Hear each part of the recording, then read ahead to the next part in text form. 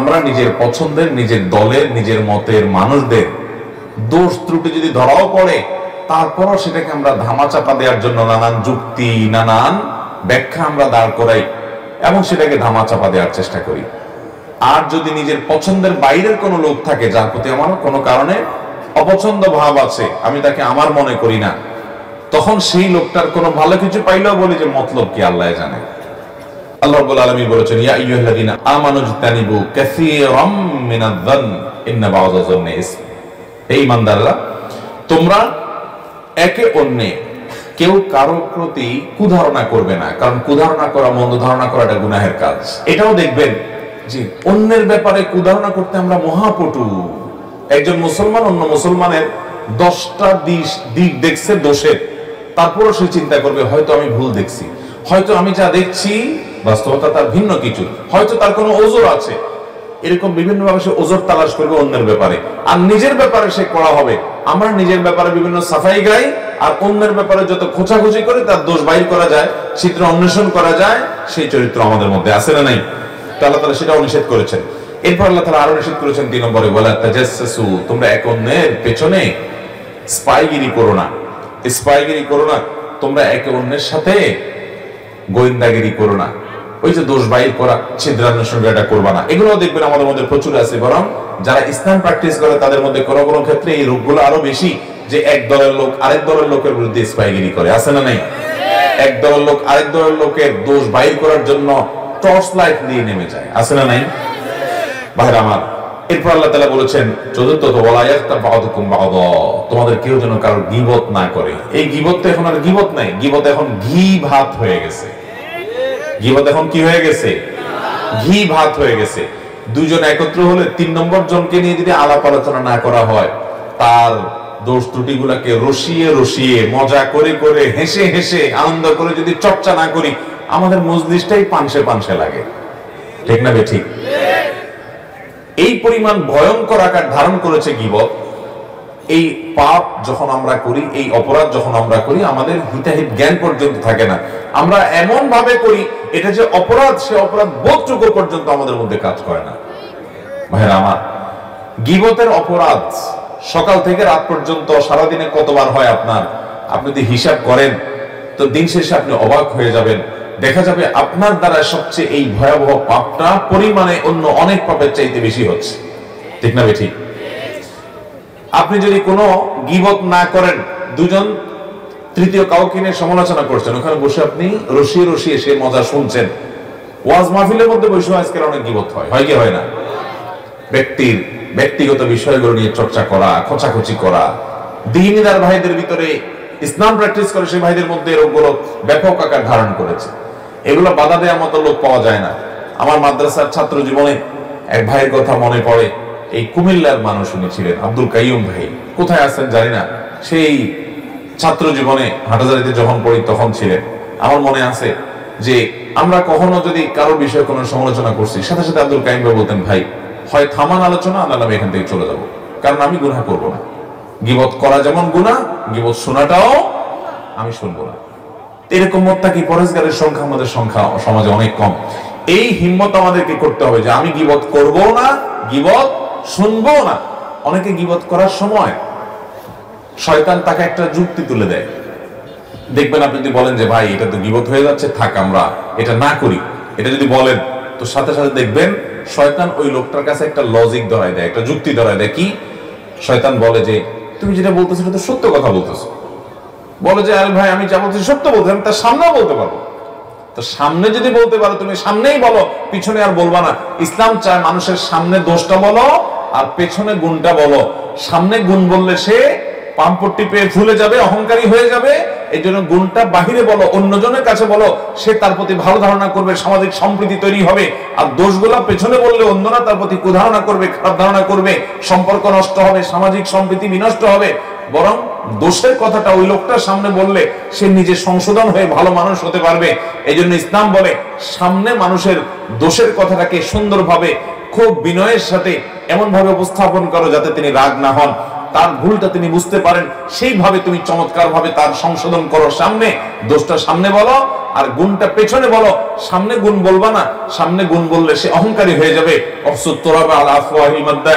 মুখের সামনে যে প্রশংসা করে, নবী সাল্লাল্লাহু আলাইহি ওয়াসাল্লাম বলেছেন তার মুখের উপরে মাটি মারো, কারণ সে তোমাকে অহংকারী করে দিচ্ছে। প্রশংসা করলে সে পেছনে করবে, আর দোষটা সুন্দর করে বিনয়ের সাথে সামনে বলবে।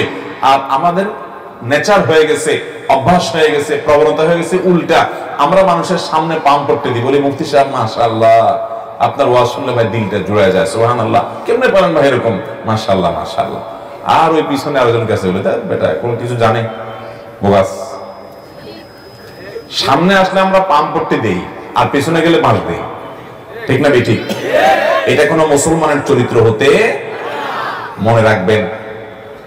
আপনার নফল নামাজ, নফল রোজা, নফল দান সাদকা, জিকির আজকার, কোরআন তেলাওয়াত, এগুলোর চাইতে বহুগুণ বেশি মিজানের পাল্লায় ওজনই হবে আপনার এই আখলাকগুলো, আপনার এই নেচার এবং চরিত্রগুলো।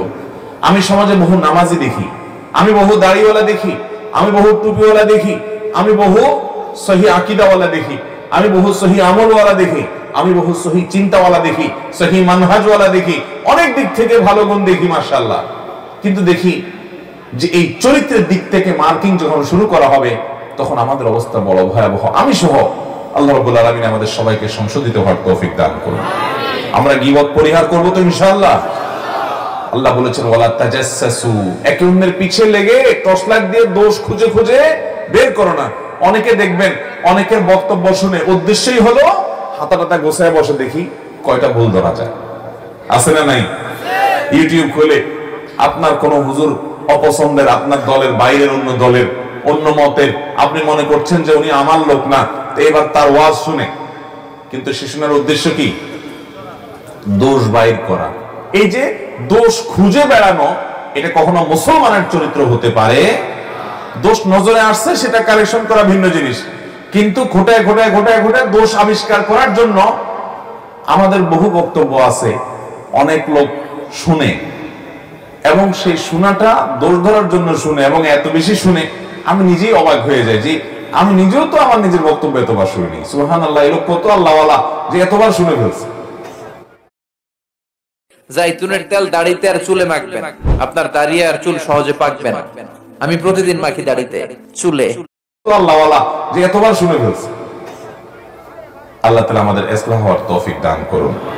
ভাইরা আমার, আমি নিজেও এই রোগগুলো থেকে মুক্ত না ভাই। এই জন্য বারবার বলি আখলাকের ত্রুটি আজ আমাদের মধ্যে সবচেয়ে প্রকট ভাবে। আমরা আলেম হই, অনেকে বক্তা হই, অনেক ভালো ভালো আলোচনা করি, অনেক সুন্দর সুন্দর মাসলা মাসাইল দিই, অনেক মিষ্টি মিষ্টি কথা বলি, কিন্তু দিন শেষে আমি হয়তো কারো পেছনে লাগি, কারোর দোষ চর্চা করি, কারোর দোষ আবিষ্কার করার চেষ্টা করি। ডক্টর খন্দকার আব্দুল্লাহ জাহাঙ্গীর রহমানের একটা কথা মনে পড়ে। স্যার বলতেন যে আমরা নিজের পছন্দের, নিজের দলের, নিজের মতের মানুষদের দোষ ত্রুটি যদি ধরাও পড়ে, তারপরও সেটাকে আমরা ধামাচাপা দেওয়ার জন্য নানান যুক্তি, নানান ব্যাখ্যা আমরা দাঁড় করাই এবং সেটাকে ধামাচাপা দেওয়ার চেষ্টা করি। আর যদি নিজের পছন্দের বাইরের কোনো লোক থাকে, যার প্রতি আমার কোনো কারণে অপছন্দ ভাব আছে, আমি তাকে আমার মনে করি না, তখন সেই লোকটার কোনো ভালো কিছু পাইলেও বলি যে মতলব কি আল্লাহ জানে, কাজটা ভালো ঠিক আছে, কিন্তু এর মতলব কি আল্লাহ ভালো জানে। আমরা তার কোটি কোটি দোষ বাইর করার চেষ্টা করি, এর মাধ্যমে আমরা মনে করি ইসলামের খেদমত করি। স্যার বলেছেন না, এর মাধ্যমে আমরা আমাদের নফসের পূজা করি, ইসলামের খেদমত মোটেও করি না। নিজের পছন্দের দলের লোকের ভুল বিচ্যুতি গুলো আমাদের কাছে কোনো বিষয় না, ব্যাখ্যা আছে সেগুলো। আর অন্যের ভালো কিছু পাইলেও সেখান থেকে তিল পাইলে সেটাকে আমরা তাল বানানোর চেষ্টা করি, আছে না নাই? ভাইরা আমার, আপনি আপনার দলের, আপনার মতের কয়জন আলেমের ভুল বিশ্লেষণ করেছেন আজ পর্যন্ত বলতে পারবেন? ভিন্ন মতের বহু আলেমের বিরুদ্ধে আপনি বিরাট বিরাট গবেষণা বের করেছেন, সেটা তো জানি।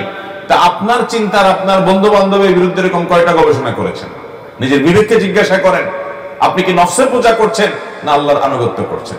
আল্লাহ তাআলা আমাদের সবাইকে সুন্দর চরিত্রবান, সুন্দর আদর্শবান মানুষ হওয়ার তৌফিক দান করুন। ভাইরা আমার, তো এই জন্য সূরা হুজুরাতের তৃতীয় আলোচিত বিষয় হলো যত মন্দ চরিত্র আছে সেগুলো থেকে পরিচ্ছন্ন করে একজন মানুষ নিজেকে জান্নাতি মানুষের উপযোগী করা। এর জন্য আল্লাহ রাব্বুল আলামিনের প্রথম নির্দেশ হলো কেউ কাউকে নিয়ে ঠাট্টা বিদ্রুপ করবে না, কেউ কাউকে খোঁচাখুচি করবে না, কেউ কাউকে বাজে নামে ডাকবে না, বাজে নামে ডাকবে না। কটু মন্তব্য করবে না তার সম্পর্কে। এরপরে নির্দেশ হলো কুধারণা করবে না, কুধারণা করবে না। আমার মনে হচ্ছে যে লোকটা হয়তো এই কাজ করছে, আমি বলবো যে না, আমি যেটাকে খারাপ দেখছি, হতে পারে তার কোনো ওজনের কারণে বাধ্য হয়েছে সে, এরকম একটা ব্যাখ্যা আমি দাঁড় করাবো। আমি যথাসম্ভব কুধারণা করবো না। মনে রাখবেন, কারো সম্পর্কে মন্দ ধারণা আপনি করেছেন, কিয়ামতের ময়দানে আপনাকে জবাবদিহি করতে হবে, মন্দ ধারণা কেন করলা তুমি। প্রমাণ ছাড়া আপনি কারোর প্রতি খারাপ ধারণা করতে পারবেন না, স্পষ্ট প্রমাণ ছাড়া। আর যদি ভালো ধারণা করেন, স্পষ্ট প্রমাণ নাও থাকে, আল্লাহর কাছে আপনি সওয়াব পাবেন ইনশাআল্লাহ। ওই যে একটা ঘটনা শুনছেন না, যে এক পুকুরে দুই প্রান্তে দুইজন, রাত 3টা বাজে, দুই পাশে দুইটা পুকুরের ঘাট আছে, দুজন হাত পা ধরছে। এর মধ্যে একজন মাত্র কারোর ঘরে শীত কেটে চুরি করে আসছে। আগের যুগে শীত কেটে চুরি হইতো না, ওই যে মাটির ঘর, নিচে গর্ত করে ঢুকে তারপরে ঘর থেকে চুরিদারি করত। এই শীত কেটে চুরি করতে গিয়ে মাটিটারে গায়ে লাগছে, এই জন্য সে পুকুরের ঘাটে এসে ওগুলো ধুইতেছে। তো সে ধুইতে আসি চিন্তা করতেছে, পুকুরের আরেক পাশে দেখি আরেকজন এরকম হাত পা ধুচ্ছে দেখা যাচ্ছে, তাহলে এই এলাকাতে চোর মনে আমি একলা না আরেকটা আছে। আমি তো মনে হচ্ছে আমি একলাই খাই, দেখা যাচ্ছে আরেকটা আছে আমার জাতি ভাই। অপর প্রান্তে যিনি হাত পা ধুচ্ছিলেন, ওই আল্লাহর বান্দা উঠছে তাহাজ্জুদের জন্য ওযু করতে। তখন সে তাহাজ্জুদের ওযু করতে করতে চিন্তা করতেছে, সুবহানাল্লাহ, আমি তো মনে করছি আমি একলাই তাহাজ্জুদ পড়ি, মাশাআল্লাহ আরেক ভাই তাহাজ্জুদের জন্য উঠছে, সুবহানাল্লাহ। এটারে বলে যার ভিতরে যা ফাল দিয়ে উঠে তা।